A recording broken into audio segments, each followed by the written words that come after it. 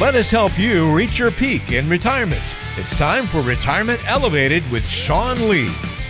Are you like me? Are you responsible for taking out the trash in the house? I very much so am. I'm the wash dishes, take the trash out for my wife. Okay. She doesn't want me to cook, so I do the cleanup.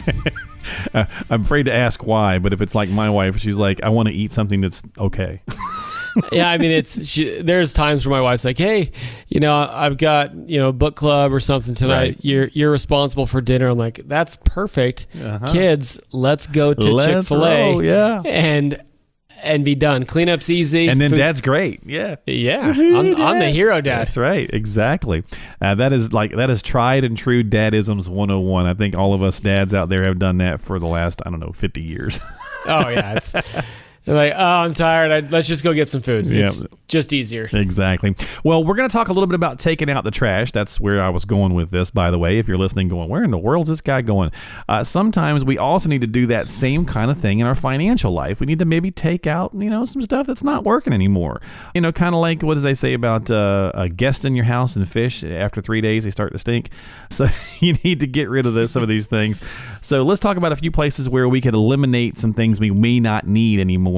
And we'll kick it off with debt. If we're a pre-retiree or retiree and we're getting, well, I guess if we're a pre-retiree and we're getting closer to retirement, debt's a good thing to start getting rid of. Take it out. Yeah. So with debt, it causes weight. And when you start to look at outflows of cash, one of the largest outflows of cash is debt servicing.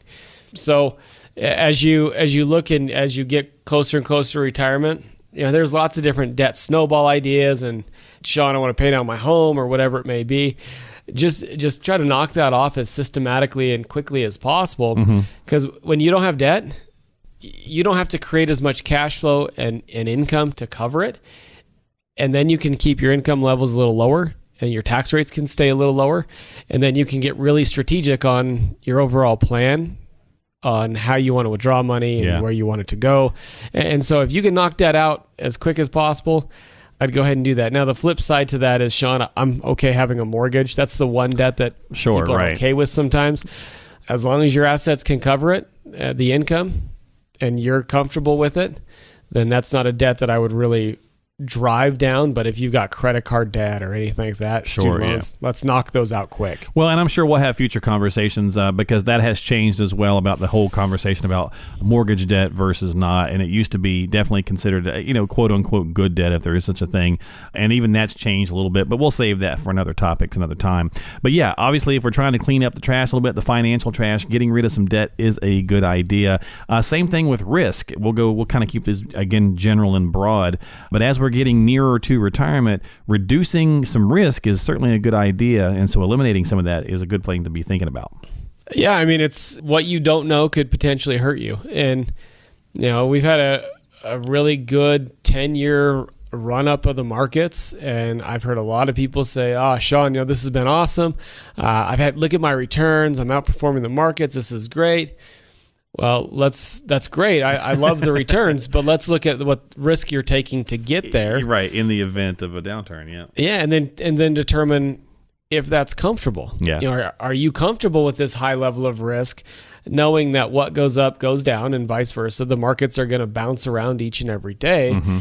And that's okay as long as you're not pulling any income out. Yeah. But when you start to get closer to retirement and starting to rely on your funds and your assets for income, you really need to have a clear picture of how much risk you're taking and how much risk you can afford inside of your plan. Well, I mean, that's a good point because it does come down to, everybody loves the upside when it's up, right? But are you thinking about the potential of a backside, and if so, a downside, I should say. If so, what are you willing to have at risk? And that's really kind of a big way of looking at it. You could get, Sean and I many times on our podcast, get a little Vegas analogy going on. Mm-hmm. How much are you willing to leave on the table? If you are up and up and up and you're playing craps or roulette or whatever, at some point you start eyeballing those chips going, I should take some of that off of there. And so it's the same kind of thing, right? So how much risk are you comfortable with worth as your age gets closer to retirement. So that's one way you can clean up that trash a little bit. Lazy money, that's something that we'll probably talk about more in the future too as well, but that's a good place you can clean up a little bit of trash, because lazy money is, well, it's not doing anything. It's just sitting there and it's not even keeping up with inflation. Right. Lazy money is money in money market accounts, right. CDs.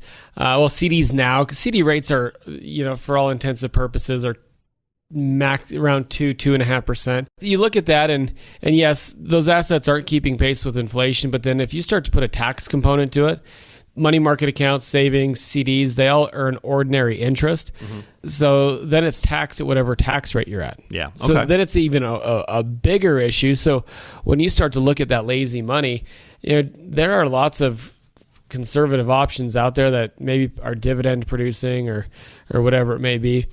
Take a look at those.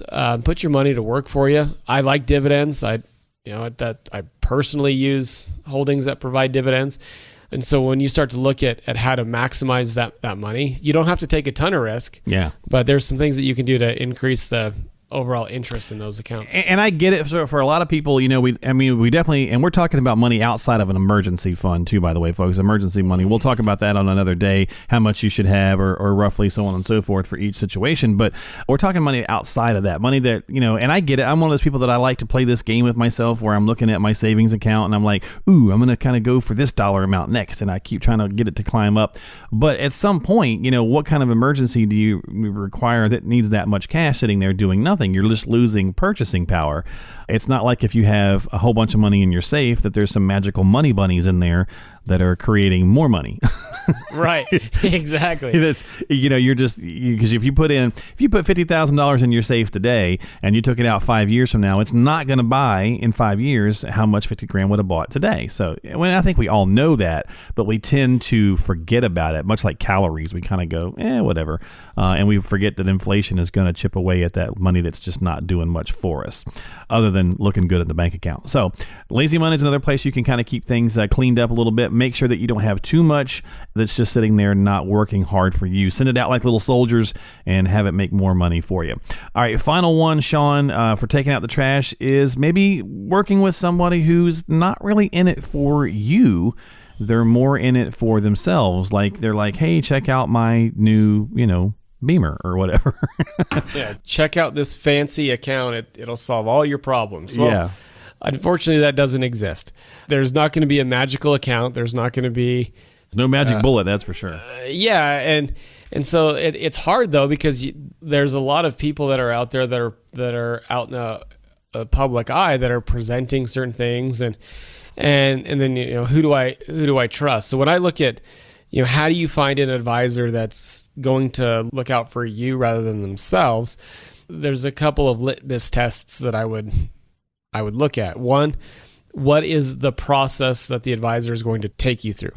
Is it, hey, you come in, we get to know you, and then, oh, by the way, here's the best account to serve your situation, without really getting to know you? That, to me, that's not financial planning. That's just, hey, they're selling product or whatever it may be. And so what sort of process is somebody going to take you through? Are they going to take you through a well thought out, logical process to help you see where you are now and make adjustments? Or are they just going to throw everybody that comes in gets this? The second thing that I would look for is licensing. What sort of licensing do they carry? And you can go to a lot of different places. Do they follow a fiduciary standard? Are they just commission based? You go to the SEC and you can find that out. So I'd look at the type of planning that they do. Do they take somebody through a process? What licensing do they carry? And then, to be completely honest, I don't know if this is a great, if I should say this or not on the show, but I'd look at background checks. They ever had any complaints filed against them, sure. both financial and criminal? Yeah. No, I think that's a fine thing to say. And sometimes the warm fuzzies is a good one too, right, Sean? If you're meeting with somebody and you sit down with them and you get a good feeling, trust your gut sometimes. Then do your homework, of course. But That goes a long way. Intuition can. And of course, if somebody rubs you the wrong way right out of the gate, then that maybe is just a sign it's not a good fit. I heard a great term. Okay. I want you to trust me, but I want you to verify what I say is accurate. Exactly. Trust but verify. Now, you know what's really funny about that? So a lot of our listeners are pre-retirees and retirees.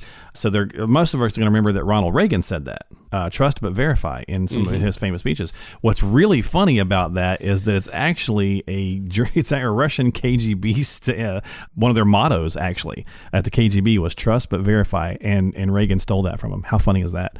That's crazy. In the era of the Cold War in the 80s with Reagan and Gorbachev. I saw that on a program, and it was pretty cool. It was pretty interesting. It was a thing about Reagan's background. It was pretty neat. So look at there. We're even sharing some history with you today. I love it.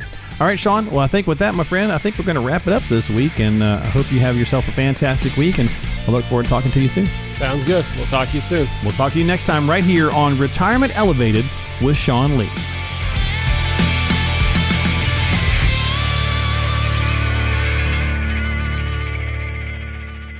Investment advisory services offered through Elevated Capital Advisors, LLC, and SEC registered